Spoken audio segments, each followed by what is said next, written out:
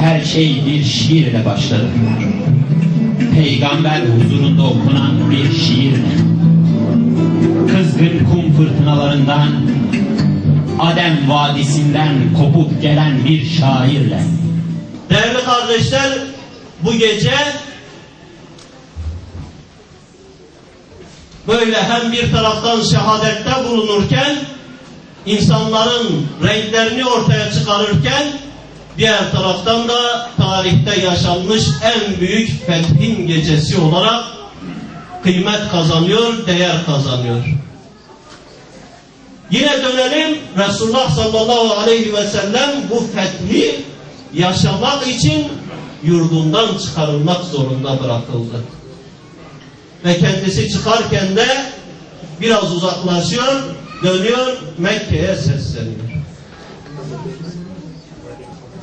Ey Mekke diyor, sen yeryüzünde yaratılmış yerlerin en sevimlisisin bana.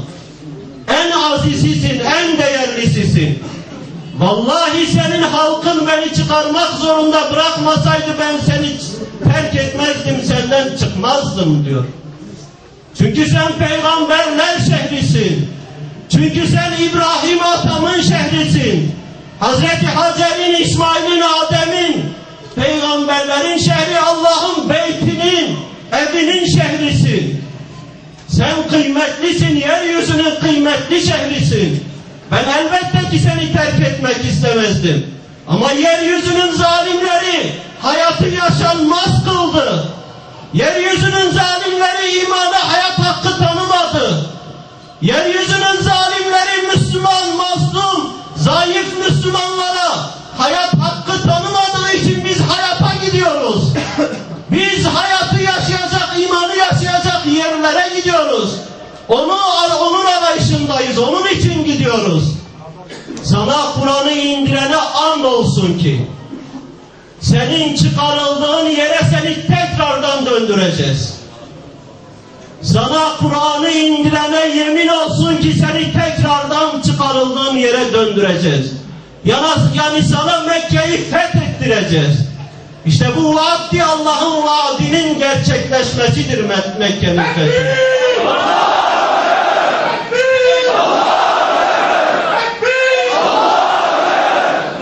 Kabe'nin anahtarını elinde bulundurup da bakımıyla ilgilenen Osman bin Ebu Talha ve annesi Kabe'nin anahtarını vermek istemiyorlar. Bir daha onlara dönmeyecek korkusuyla.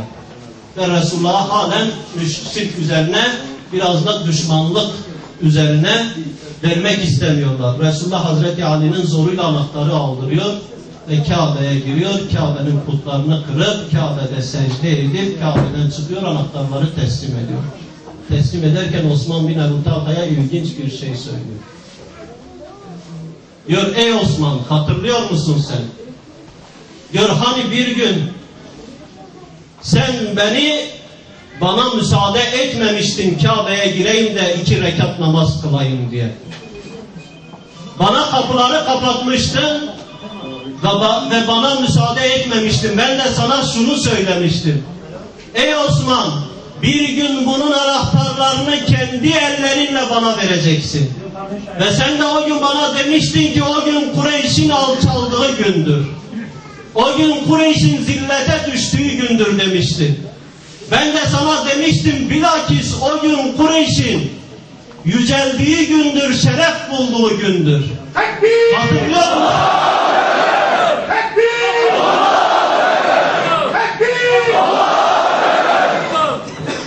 Hatırlıyor musun o günü?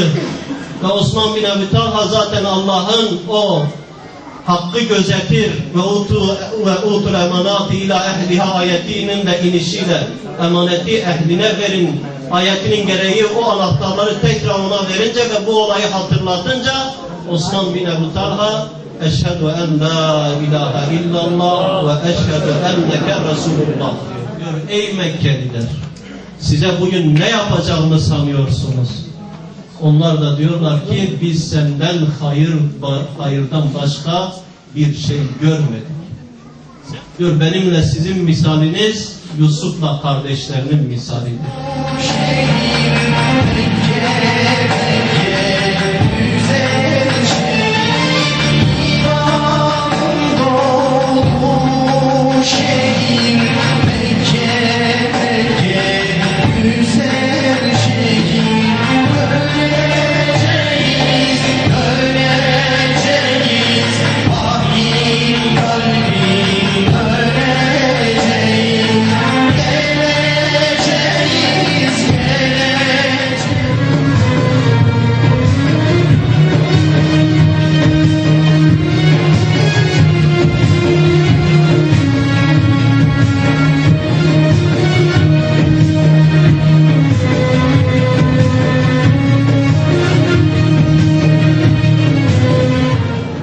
yanlışlık olmasın.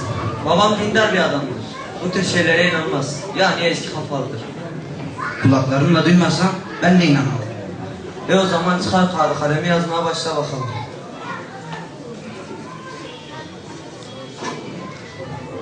Bir, tombala alınacak. 1.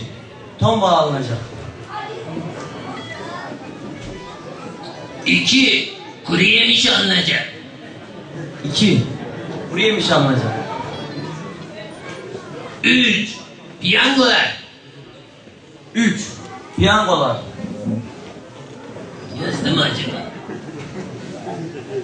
4, Noel ağacı. Hop hop hop. Hadi kopalım gençler. Hop hop. Anam. Ne bu haliniz çocuklar?